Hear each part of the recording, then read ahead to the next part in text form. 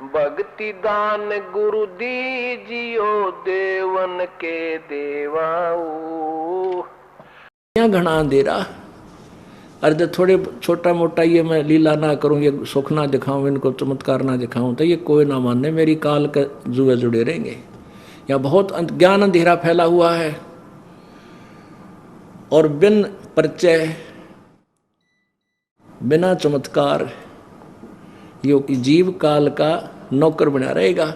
मेरी महिमा से, मेरी शक्ति से परिचित होंगे तभी तो ये आएंगे, फिर मैं ज्ञान बता दूंगा, फिर ये हलना को नहीं। तो पुण्यात्माओं पहले तो यहाँ दुखी जीव आते हैं, सुखी बहुत कम आते हैं पुण्यात्माएं, और उन दुखियों को सुख भी मिल जाएगा। फिर उनको बुलाया जाता है, भाई 12 पूर्णमासी कंटिन्यूस आना है महीने, तो 12 महीने आऊँगे, क्योंकि कितना और भी डॉक्टर बुला ले वहाँ भी जाना पड़ता है आदमी को, चाहे 100 को उस पर बुलावे। फिर हम इस ज्ञान से परिचित करा देंगे, और यहाँ आने और जाने में जो पुण्य और किराया आपका लगता है वो धर्म में लगेगा आपका।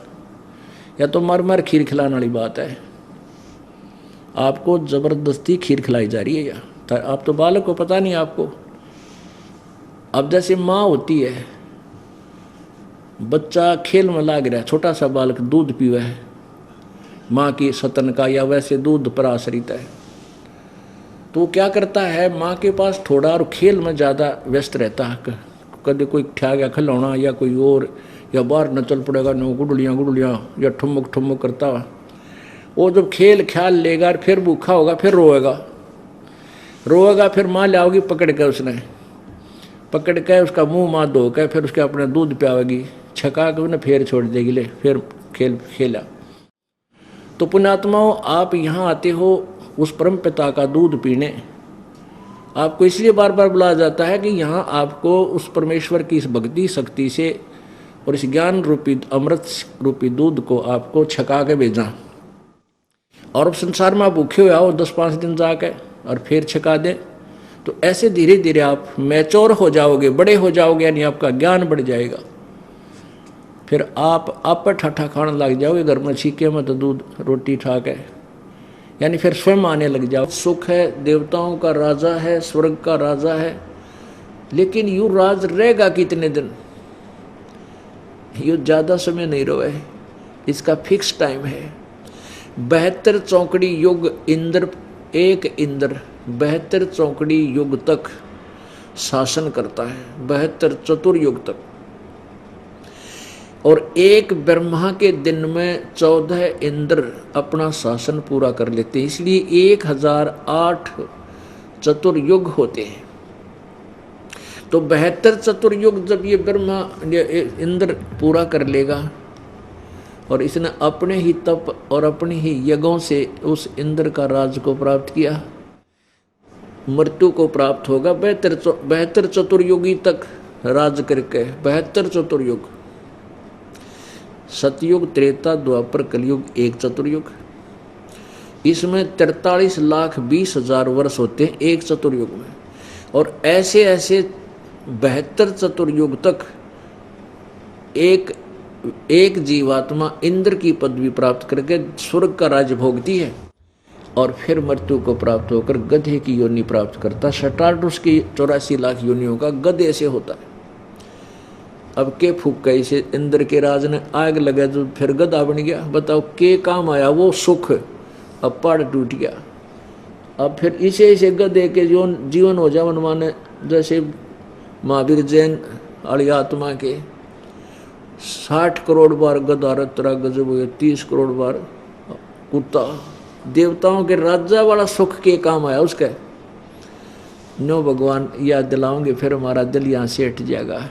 क्या बताते हैं भाई? पूर्ण ब्रह्म रटे अविनाशी, भजन करे गोविंद रे, भाव भक्ति जा हृदय होई, फिर क्या कर है सुरपति इंद्रे।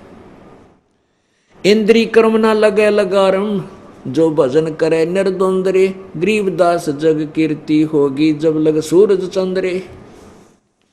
कि देखो भक्ति करोगे आपका काम आवेगी, यहाँ भी सुख मिलेगा, और यहाँ से भक्ति करके जाओगे तो कहते आपकी कीर्ति बनी रहेगी जब लग सूरज चंद्रे, यानी आप सतलोक चले जाओगे, वहाँ आपको यहाँ लोग आपके गुण गाया करेंगे, जैसे दरू, प्रहलाद, मीराबाई आदि पुण्यात्माओं को आज तक याद किया जाता है, और वो अपनी भक्ति करके बेड़ा पार करके हम उनके गुण गावें। तो ऐसे ही हम अपना कर्म बनावेंगे, सतलोक चले जाएंगे, और पीछे आने वाले आप जी के गुण गाया करेंगे, बड़े अच्छे भगत थे और वह तो बेड़ा पार कर गए। इंद्री कर्म ना लगे लगारम, जो भजन करे निर्द्वंद रे। निर्द्वंद माने और सब तरफ से ध्यान हटा के अपने मालिक के चरणों में लगे रहे। काम जो अपना पेट रोजगार निर्वाह के लिए धंधा करे, उसमें भी मालिक को भूल नहीं पड़ने दे, उसको कहते निर्द्वंद भजन करना। और गरीब दास जग कीर्ति होगी, जब तक सूरज चंद्रे। कहते तुम कौन राम का जपते जाएंगे। जैसे श्रीमद् भगवत गीता जी अध्याय नंबर 16 के श्लोक नंबर 23 में कहा कि जो शास्त्र विधि को त्याग कर मनमाना आचरण करते हैं, उनको न तो सुख होता है, न उनको कोई सिद्धि प्राप्त होती है, और न ही उनकी गति होती है, यानी यूजलेस, व्यर्थ। फिर 24वें श्लोक में कहा है 16वें अध्याय में कि इससे तेरे लिए अर्जुन कर्तव्य और अकर्तव्य की व्यवस्था में सदग्रंथ ही प्रमाण है। यानी सदग्रंथों में, शास्त्रों में जो लिखा है उसको फाइनल मानना, किसी की लोक वेद पर विश्वास मत करना। अपनात्मा अब आप जी के रूबरू वो व्याख्या करते हैं जिसमें हमारे सदग्रंथ पवित्र श्रीमद् भगवत गीता जी इन तीनों गुणों रजगुण ब्रह्मा जी, सतगुण विष्णु, तमगुण शिव जी के पुजारियों के बारे में क्या कहा है, इनको क्या उपमा दी है। अब अपने सदग्रंथ पढ़ते हम। एक विशेष रजाकरी परमात्मा ने हमें शिक्षित किया, शिक्षित करके अब सदग्रंथों का खजाना हमारे सामने खोल दिया। सदग्रंथ सत्य हैं, वेद कतेब झूठे नहीं भाई, झूठे हैं जो समझे नाही। झूठे तो वो हैं जो इनको समझ नहीं सके, ये शास्त्र गलत नहीं है। देखिएगा श्रीमद् भगवत गीता, जय दयाल गोविंद का इसके अनुवादक है, गीता प्रेस गोरखपुर से ये छपी है, प्रकाशित है। अब हम अपने सदग्रंथों को स्वयं पढ़ेंगे। पहले ये नकली गुरु हमें गलत बताते रहे। 7वां अध्याय अथ 7वां अध्याय प्रथम मंत्र में गीता ज्ञानदाता कहता है, हे पार्थ, अनन्य प्रेम से मुझ में आसक्त चित्त तथा अनन्य भाव से मेरे प्राण होकर योग में लगा हुआ, योग माने भक्ति में, जिस प्रकार से संपूर्ण विभूति बल एवं ऐश्वर्य युक्त गुणों से युक्त सबके आत्मरूप मुझको संशय रहित जानेगा, उसको सुन। अब ये क्या कह रहा है गीता ज्ञानदाता कि मैं ऐसा ज्ञान बताऊंगा तू मुझे संशय रहित समझ सकेगा मैं क्या हूं। अब श्लोक नंबर 2 अध्याय नंबर 7 का, मैं तेरे लिए इस विज्ञान सहित तत्व ज्ञान को संपूर्णतः कहूंगा, है और जिसको जानकर संसार में फिर और कुछ भी जानने योग्य शेष नहीं रह जाता। तोड़ पाट दिया। पवित्र श्रीमद् भगवत गीता में गीता ज्ञानदाता कहता है, इस 7वें अध्याय में तुझे ऐसा ज्ञान बताऊंगा कि तू मुझे संशय रहित समझ सकेगा, और इस ज्ञान के जानने के बाद फिर कुछ भी जानना शेष नहीं रहेगा। अब हम 7वां अध्याय का अब श्लोक नंबर हम 3 पढ़ते हैं, पहला 2 पढ़ लिया। हजारों मनुष्यों में कोई एक मेरी प्राप्ति के लिए प्रयत्न करता है, और उन यत्न करने वाले योगियों में भी कोई एक मेरे प्राण होकर मुझको तत्व से अर्थात यथार्थ रूप से जानता है। मेरे बारे में कोई जानता है मैं काल हूँ, क्या हूँ। अब देखो क्या कहा 4 और 5 में, पृथ्वी जल अग्नि आयु आकाश मन बुद्धि और अहंकार भी इस प्रकार ये 8 प्रकार से विभाजित मेरी प्रकृति है, यह 8 प्रकार के भेद वाली तो अपरा अर्थात मेरी जड़ प्रकृति है। आगे देखो, हे महाभावो, इससे दूसरी को जिससे यह संपूर्ण जगत